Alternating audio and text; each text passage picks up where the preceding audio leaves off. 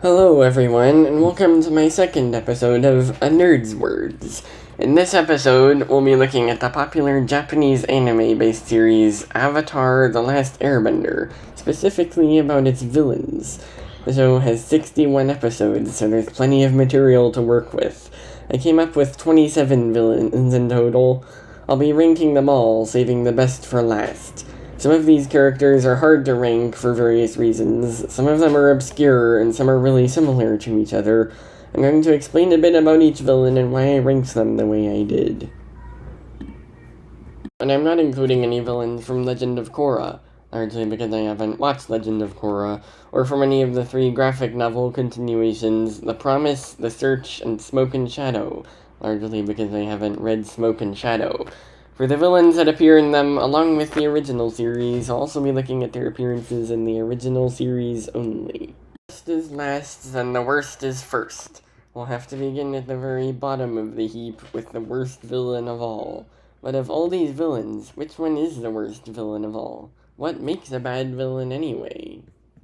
Well, after much deliberation, I've concluded that the worst villain in the entire series is Mayor Tong. See, the thing is, he's a complete joke. He's just an annoying, arrogant moron who gets in the way of the gang's travels through the Earth Kingdom through his self-centered, totalitarian judgment system. He's not evil, really, but he definitely counts as a villain through his utter selfishness and pettiness. Which, don't get me wrong, is a perfectly legit way to depict a villain. It's just the part he plays in the episode and the overall narrative is completely detrimental. I seriously think that Avatar Day is by far the worst episode, so it only makes sense that it would have the worst villain. Second to last is the chef from the Tales of Ba Sing Se. Not only does he not do anything actually evil, he's barely a character, and he's only there as an antagonist for Momo. You never even hear him say anything, he's just talking in that weird language Momo hears whenever he hears the humans talking. He's not a total joke and detriment like Mayor Tong is, but he still doesn't need to exist. I think the Tale of Momo is also a pretty uninteresting episode. Third from the bottom is the circus trainer from Appa Alone. This is pretty much the same as the chef from the Tale of Momo. He's an antagonist who treats the animal protagonist badly. I'm ranking him above the chef, though, since he's more of a character and gets a bit more screen time. Ooh, finally we're past the bottom three. The next half dozen are all pretty much the same kind of character, an enemy cohort that the heroes have to fight. They all serve their parts in the episode, but they're not that interesting, so I'll move through them quickly. 4 is the Fire Nation factory workers from The Painted Lady. They're not given much personality, so they're at the bottom. Number 23 is the Rough Rhinos from Season 1. They appear multiple times, so that's something, but they aren't that interesting. Moving on. 22 is the pirate crew that appears throughout Season 1. They're ranked higher than the Rough Rhinos since they appear more often and do more, but that's about it. They're still not that interesting. Number 21 is the Earth Kingdom General who captures Iroh in The Fortune Teller. I guess he's more interesting than the last groups, especially in the live-action Netflix series. But we're not talking about that series now, or about all the problems I have with it, so we're moving on. He is the prison warden who captures Haru and his dad imprisoned. He's definitely interesting because of his psychological hold on the characters, but he's basically a worse version of the one from The Boiling Rock, so there's not too much I can say. Number 19 is the Earth Kingdom cohort that oppresses Zuko and the villagers in Zuko Alone. I'm ranking them the highest of this group, not because of anything about them, really, but because Zuko Alone is such an incredible episode and they play an important part in making it so good. We're out of the generic army group category. Let's look at the deceased ruler category, starting out with Chin the Conqueror from Avatar Day. He's the tyrant that Kyoshi killed 150 years ago that started all the conflict in the present episode. We don't really know much about him, but he's pretty noteworthy, certainly more than the previous villains. Also, the fact that a guy who's long dead is ranked higher than the actual villain from the very same episode says a lot about that episode. Our category of only 2, we have number 17, Fire Lord Sozin. I'm ranking him above Chin because we know more about him and because his actions are a lot more noteworthy, but otherwise he's about the same, an evil ruler that lived 100 years before the show takes place. Now we're starting on our actual characters, the ones we know and love. At the bottom of this category, at number 16, I'm going to have to put Yon Ra from the Southern Raiders. He's a lot like the enemy troops we got earlier, except he's more of a character. Still not much of one, though. Number 15 is General Fong from the Avatar state. He's kind of interesting because of his intense desire to end the war, but that's about it. At number 14, we have Master Yu and Zinfu from Season 2. The thing is, I would rank these guys a good bit higher if they just showed up more throughout the season. I mean, they're just so funny. Their banter with each other is just hilarious. As it is, though, they really don't appear that much. I mean, when they do, they're so much fun to watch, and I wish I could rank them higher, but I just can't.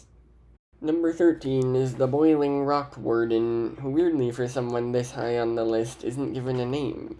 As I said before, he's a lot like the prison warden from Imprisoned, except he appears more often and he's more intimidating. It's also interesting how he doesn't care about getting boiled to death as long as none of his prisoners escape. Just pretty cool in general. At number 12 on our list is June from The Fortune Teller and Sozin's Comet Part 1. She's cool and intimidating and seems interesting at first, but she doesn't get to show her personality in either episode she appears in. She is given more depth in the live-action series, though.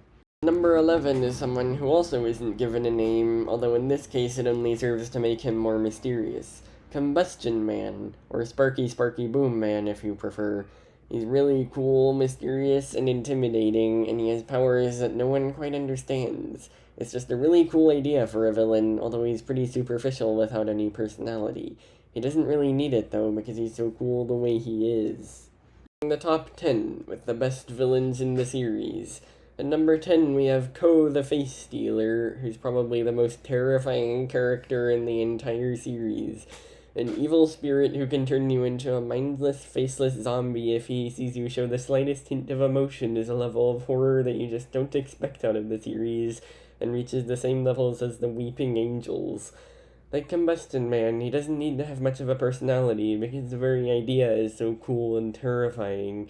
He just leaves so much of an impression that I had to rank him this high. On our list is Ty Lee. Everyone likes Ty Lee. She and her friend May are such important characters in the later episodes, whether partnered with Azula or not. She's not evil, but she definitely falls with the wrong group. That's okay though, since she becomes a Kyoshi warrior in the end. Happy ending. I'm ranking her best friend May. I'm ranking her here because, to be honest, she's a somewhat more interesting character. You might make the argument that they belong in the same space like Master Yu and Zinfu, but since they're more important characters with more notable and distinct personalities, I'm ranking them separately. It's fine if you disagree, though. 7 is Admiral Zhao. He's pretty much the main villain of Season 1 besides Zuko, but then other villains move in to fill the gap when he dies before Season 2. He's pretty cool and intimidating, and the way he acts as a jerk to Zuko is interesting, but I'm not sure what else there is to say about him. He doesn't have a really interesting personality or anything. I'm still ranking him high, though, so there you are. Also, in the live-action series, he has such a weird voice and delivery. I just thought I'd say that. Number 6 on our list is Jet. Like some other villains on our list, he's not actually evil, but he has so much depth that I had to rank him at the top tier. His personal trauma and desire for revenge makes him really compelling, and you're glad to see him be redeemed in Season 2, although these things make him overlap a lot with another villain we'll get to soon. Still, by himself, he's pretty cool and interesting. Number 5 is kind of unexpected. It's a one-off villain who only appears in a single episode. But the more I think about it, the higher I have to rank Hama, one of the best villains in the franchise. She's no nemesis, but she has the same desire for revenge that Jet has, combined with a creepy persona and the genuinely terrifying ability to control the human body by manipulating the water in their blood. This makes for a character you just can't forget, no matter how briefly she spends in the series overall. She also doesn't get redeemed like Jet does. In fact, you could say that she wins in the end. Even as she's being led away to prison, she's left her legacy behind with Katara, who even ends up using her newfound powers in an attempt at revenge herself. The fact that such a top-tier villain could be from the same tribe as Katara is genuinely unbelievable for the viewers. Long Fang from Season 2. He's a tyrannical manipulator who manages to convince his king for his entire life that there isn't a major war going on around him. The sheer courage and cunning to do that is astounding. With his manipulation and cool delivery, he makes for an incredible villain. You just don't get villains like that very often. At number 3 on our list, we have the main villain of the series, the nemesis that Aang has to defeat, Fire Lord Ozai. With his massive army of troops and incredible arsenal of firebending moves, the Fire Lord is truly formidable. Although you have to admit that he isn't that interesting of a character. He doesn't even really show up until the 3rd season. That might be the point, though. Keeping the main villain in the background and gradually showing more and more of him throughout the series is a good technique to keep viewers interested. I just had to rank him this high, even if his personality isn't that interesting. Note, Ozai actually becomes more interesting in the graphic novel series The Promise, where he's advising his son on how to be Fire Lord. It really lets you into his head and shows why he's capable of doing the things he does, but we're not talking about that here. Possibly be ranked higher than the main villain of the series. While number 2 on our list is Ozai's son, Prince Zuko. The entire character and everything about him is simply astounding to imagine. He has by far the single largest character arc of any character in the entire series. Probably one of the largest in animation history. The sheer depth and emotional progression in him is something that you just don't get in 10 years or more. He goes from being a ruthless teenager who will stop at nothing to find Aang, and becomes a strong-willed warrior and benevolent leader. Just think of the number of things you can learn from a character like this. Zuko is a masterpiece, and I won't let anyone else say otherwise. Zuko is still not number 1. Who could possibly surpass a villain of that level?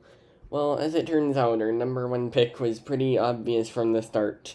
In the number 1 spot, I couldn't rank anyone other than Zuko's sister, Princess Azula. She's an intimidating and ruthless force of fire and lightning, who's completely sadistic, staying casual and mirthful at the pain she inflicts on others. She's also a great manipulator, who's able to convince anyone to do what she wants through a combination of her pathological lying and her incredible coercion. She's a truly formidable enemy for the heroes. She might not be as intimidating as Ozai, or as interesting as Zuko, which isn't saying much, but the combination of the two make for a simply fantastic villain.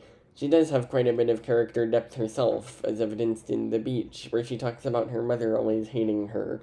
And then in the climax, you get to look inside her mind, where her selfishness, sadism, and cruelty comes back to bite her, and she becomes an insane wreck who destroys everyone and everything around her. Simply amazing. I knew that she would be at the top ever since I decided to make this list, and I think most of you would agree. If you don't agree about her, or about any of these rankings, you can leave a comment below. That's it. That's every villain in Avatar: The Last Airbender ranked from worst to best. Don't forget to like and subscribe. Goodbye.